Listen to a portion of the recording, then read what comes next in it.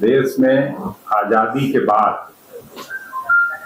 जिस तरह का बिहार में अराजकता की स्थिति फैली है, बयान करने के लिए मैं आप लोगों के बीच मुखातिब हुआ हूं। मैं पहले अपनी बात शुरू करूं उसके पहले एक वीडियो बिहार के अपराध और प्राधिकरण पर आपको दिखाना चाहते हैं, उसके बाद मैं अपनी बात शुरू करूंगा।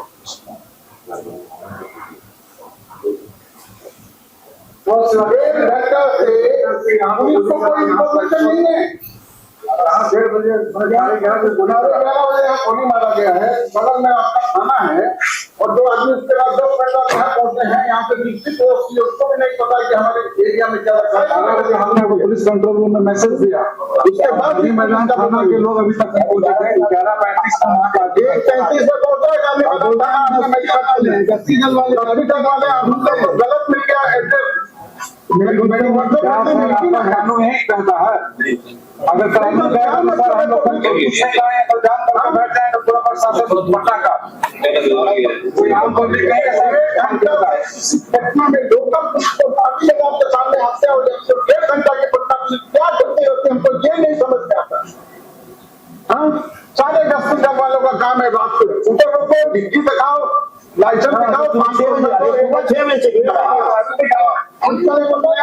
मोबाइल पूरा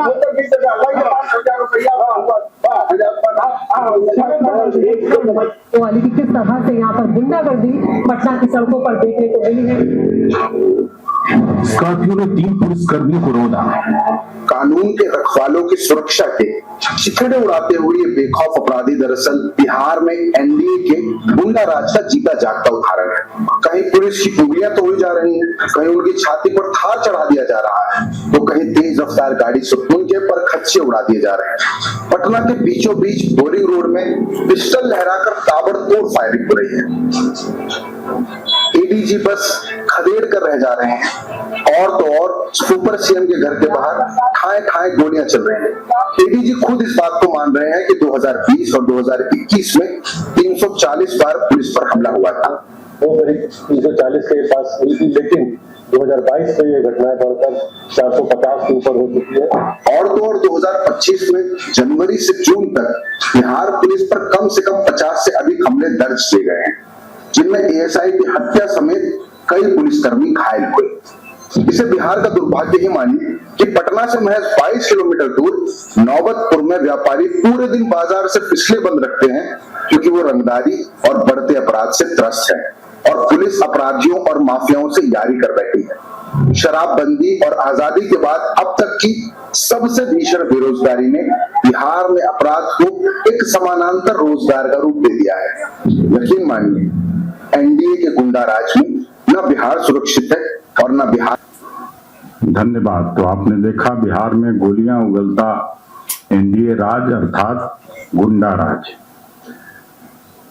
एक समय था जब पूरा बिहार शांति, सद्भाव, ज्ञान और तप की स्थली के रूप में जाना जाता था, जो आज गुंडों द्वारा गोलियों की आग उगलती जा रही है।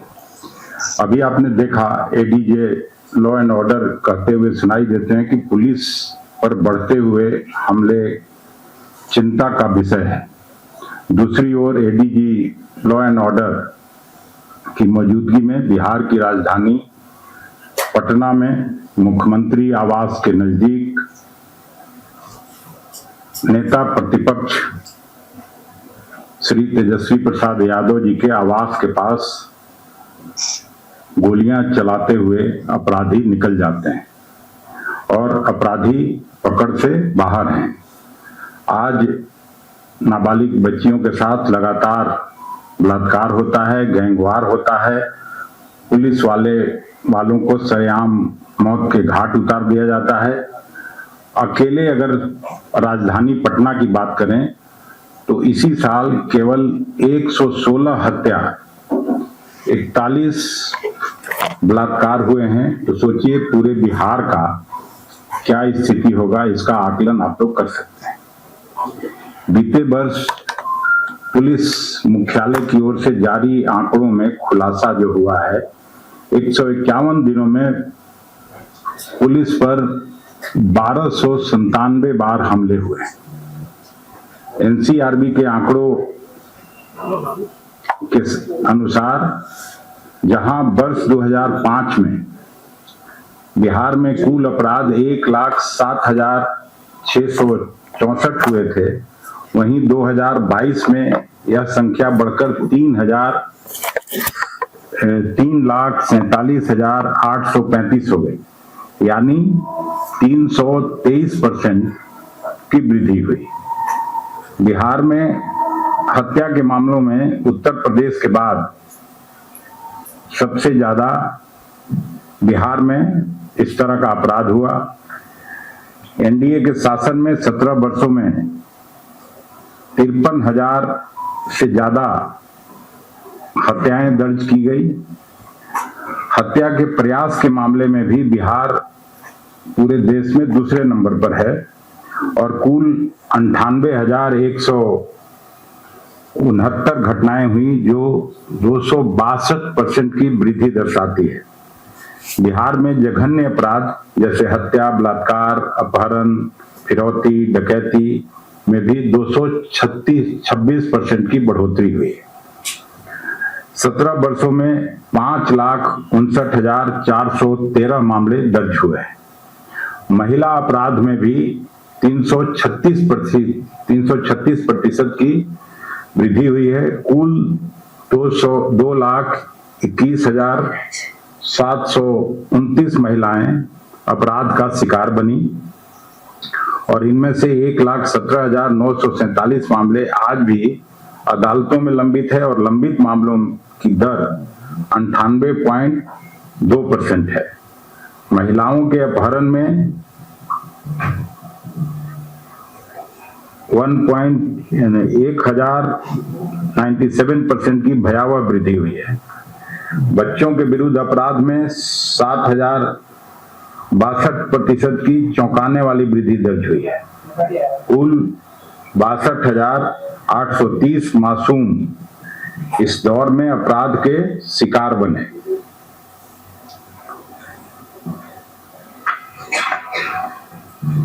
दलित उत्पीड़न के मामले में बिहार उत्तर प्रदेश के बाद फिर दूसरे नंबर पर है। तो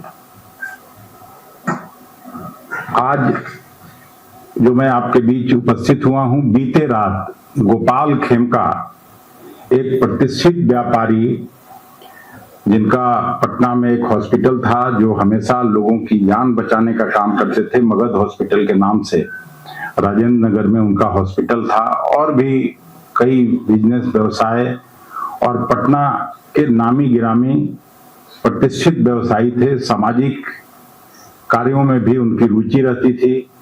5-6 साल पहले उनके घर में पहली बार जब गया था तो उनके बेटे की हत्या हुई थी।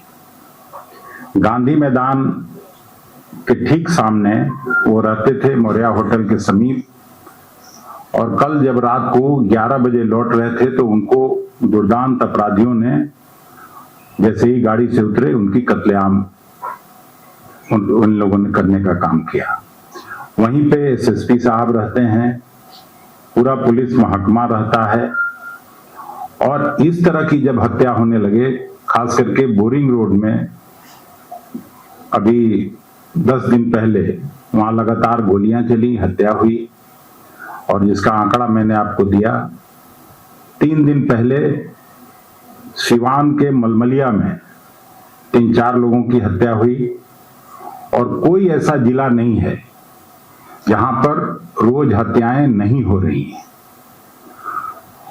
और अब ये ऊपर चला गया है। बिहार की जनता, जो नौकरी पेशा लोग हैं, जो छात्र नौजवान लोग पटना शहर में रहते हैं या बिहार के दूर दराज के इलाके में रहते हैं, उनको भगवान भरोसे छोड़ दिया गया है। और ये तब जब ज्यादा होता है जब भारतीय जनता पार्टी के साथ नीतीश जी का गठजोड़ होता है। उस समय हत्या, बलात्कार और बच्चों के साथ जो अन्याय होता है वो ज्यादा बढ़ता है। हम आज यहां से मांग करते हैं राज्यपाल जी के हस्तक्षेप का। राज्यपाल जी को तुरंत हस्तक्षेप करना चाहिए। बिहार ऐसी त्रासदी के दौर से गुजर रहा है कि उनको सरकार पर दबाव डाल के और केवल हत्या, अपहरण और ये जो गुंडा राज है एनडीए सरकार का, उस पे विधानसभा का सत्र बुलाएं। दूसरी तरफ जो एसआईआर वहां करने का फैसला इलेक्शन कमीशन ने किया है, अभी हम लोग मिले भी थे 11 पार्टियों के लोग, उस पर कोई कार्रवाई नहीं हो रही है। 2 करोड़ मतदाताओं को मतदाता सूची से बाहर करने का जो एक साजिश हो रहा है और लोगों को वहां एक सोची समझी साजिश के तहत भारतीय जनता पार्टी को जो चुनाव जीतने का तिकड़म है, इलेक्शन कमीशन उनके इशारे पर काम जो कर रहा है, उसके लिए कम से कम 2 दिन का विधानसभा का सत्र राज्यपाल जी बुलवाएं सरकार को पर दबाव डाल के, ताकि इस पे चर्चा हो सके और लोगों के जान माल की सुरक्षा हो सके। इसी बात के लिए मैं आपसे आज बात करना चाहता था और हम लोगों की, खास करके कांग्रेस पार्टी की स्पष्ट मांग है कि सरकार को चाहिए कि 2 दिन का सत्र बुला के और इस पे चर्चा करे और इसका सॉल्यूशन निकाले। धन्यवाद। इसके मुताल्लिक कोई सवाल हो